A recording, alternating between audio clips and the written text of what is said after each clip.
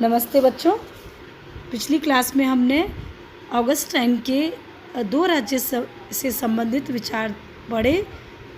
Augustine ने दो राज्य से संबंधित अवधारणा का प्रतिपादन किया, जिसमें हमने पढ़ा था कि किस प्रकार ऑगस्टाइन ने दो राज्य बताए, एक सांसारिक राज्य या शैतान राज्य और दूसरा ईश्वरीय राज्य। ऑगस्टाइन ने ईश्वरीय राज्य को परिभाषित किया, उसकी विशेषताएं बताई और यह बताया कि ईश्वरीय राज्य समस्त सद्गुणों पर आधारित एक श्रेष्ठ राज्य होता है। इस ऑगस्टाइन की जो दो राज्य संबंधित अवधारणा है वो ईसाई धर्म के श्रेष्ठता पर आधारित है, ईसाई धर्म की शिक्षाओं पर आधारित है। तो द्विराज्य संबंधित उसकी अवधारणा में ईश्वरीय राज्य की जो विशेषताएं बताई है उसमें ऑगस्टाइन ने ईश्वरीय राज्य के दो प्रमुख गुण बताए हैं, न्याय और शांति। तो इस प्रकार हमने ईश्वरीय राज्य की विशेषताओं को पढ़ा। आज हम बच्चों थोड़ा सा चर्चा करेंगे ऑगस्टाइन के कुछ प्रमुख विचारों की, जो कि लॉन्ग क्वेश्चन में आपके नहीं आता है लेकिन शॉर्ट क्वेश्चंस में आ सकता है, जैसे कि ऑगस्टाइन के राज्य संबंधित विचार, ऑगस्टाइन के दास्ता संबंधित विचार और ऑगस्टाइन के संपत्ति संबंधित विचार।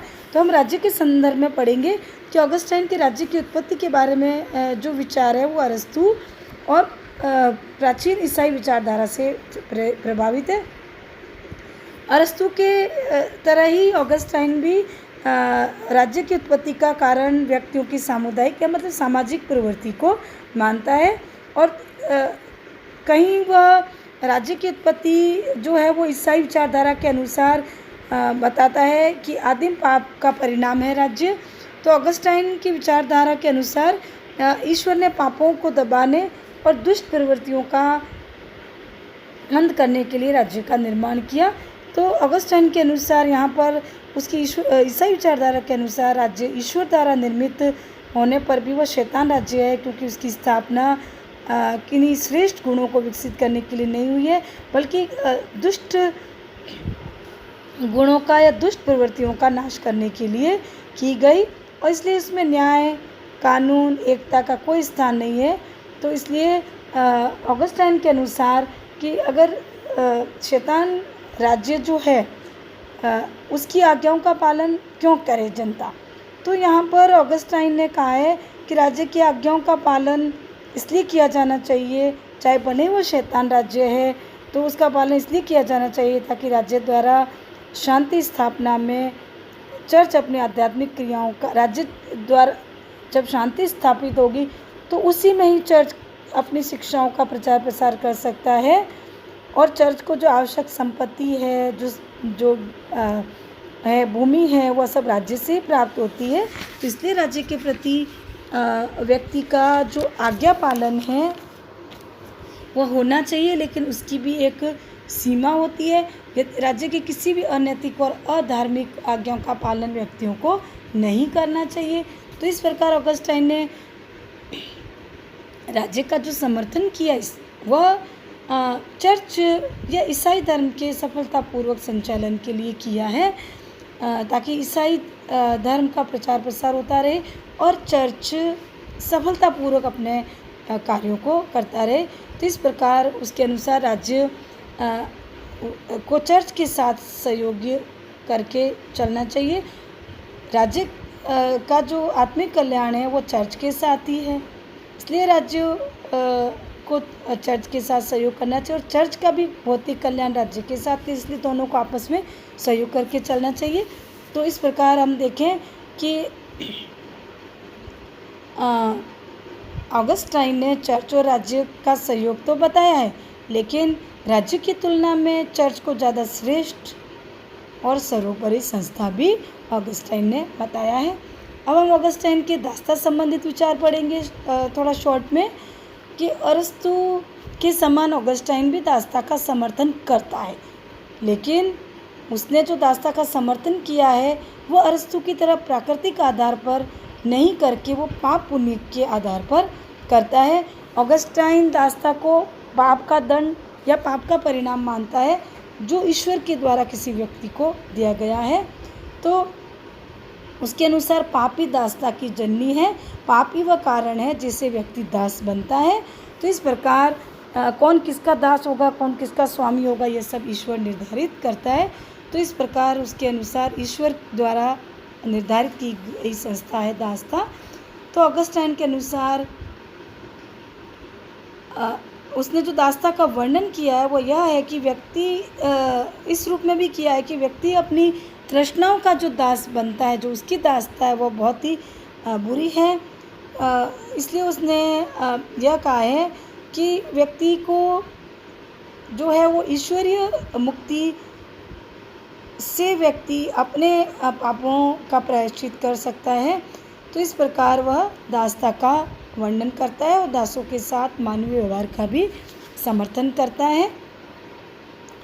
तो ऑगस्टाइन का दासता का जो सिद्धांत है, कुछ विद्वान इसको कठिन या विरोधाभासी भी मानते हैं, क्योंकि एक और तो वो कहता है कि दासता व्यक्ति के पापों का परिणाम है और धार्मिक आधार पर वो उस दासता का समर्थन कर रहा है क्योंकि ईश्वर ने बनाई है उसको।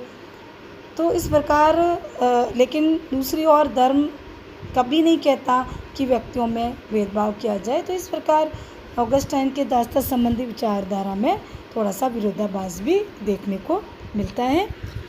ऑगस्टाइन के संपत्ति संबंधित विचार हम पढ़ेंगे बच्चों। संपत्ति के बारे में ऑगस्टाइन के जो विचार है वह यह है कि ऑगस्टाइन व्यक्ति की निजी संपत्ति का समर्थन करता है और उससे वह राज्य प्रदत्त मानता है कि व्यक्ति को जो संपत्ति मिली वो राज्य द्वारा मिली है। तो ऑगस्टाइन का विचार है कि राज्य में व्यवस्था बनाए रखने के लिए निजी संपत्ति का अधिकार व्यक्तियों के पास होना चाहिए। तो इस प्रकार ऑगस्टाइन का यह मानना है कि संपत्ति का प्रयोग एक अधिकार के साथ साथ उसका प्रयोग एक ट्रस्ट के रूप में भी किया जाना चाहिए। तो इस प्रकार ऑगस्टाइन ने कहा है कि मनुष्य को केवल उतनी ही संपत्ति का प्रयोग करना चाहिए जितनी कि उसके लिए ज़रूरी है। और यहाँ पर उसने जो ट्रस्ट का समर्थन किया है वो यह कि आवश्यकता से अधिक जो संपत्ति है वह सार्वजनिक हित में उसका प्रयोग होना चाहिए और उसको ट्रस्ट में दे देना चाहिए। तो इस प्रकार हमने ऑगस्टाइन के विचारों को बच्चों पढ़ा है कि किस प्रकार ऑगस्टाइन ने अपने विचारधारों या विचारों का प्रतिपादन किया। तो उसके विचारों में पुराने रोमन विचारधारा जो थी, न्याय, शांति, ईसाईयत आदि जो विचारधारा है उसमें उसके ईसाईयत का ज़्यादा प्रभाव है। उसमें दो राज्यों की अवधारणा उसका जो है वह एक महत्वपूर्ण विचार है। तो इस प्रकार वह रोमन युग का एक अंत करता है और मध्य युग का प्रारंभ करने वाला प्रतिनिधि विचारक माना जाता है। ऑगस्टाइन के जो क्वेश्चन आते हैं आपके एग्ज़ाम में बच्चों, उसमें उसकी दो राज्य से संबंधित अवधारणा का जो प्रश्न है वो बहुत इम्पोर्टेंट है और अक्सर वह प्रश्न पूछा जाता है, जिसको हमने पिछली क्लास में हमने पढ़ा था। तो इस प्रकार ऑगस्टाइन के विचारों को हमने पढ़ा कि ऑगस्टाइन ने एक मध्यकालीन विचारक, एक मध्यकालीन युग की शुरुआत करने वाला विचारक माना जा सकता है। ऑगस्टाइन के इन विचारों ने आगे एक्विनास, दांते, इन विचारकों की विचारधाराओं को प्रभावित किया। तो एक महान ईसाई दार्शनिक विचारक था ऑगस्टाइन, जिसके विचारों का मुख्य जो आधार है वो ईसाईयत या ईसाई धर्म या ईसाई धर्म की शिक्षाएं थी। और उसने अपने विचारों का प्रतिपादन ईसाई धर्म को या ईसाई विचारधारा को न्यायोचित ठहराने के लिए किया और उसने एक नए मध्यम युग की नींव डाली। तो इस प्रकार हम देखें कि ऑगस्टाइन ने अपने नवीन एक विचारों से उसने एक नए युग की शुरुआत की। धन्यवाद।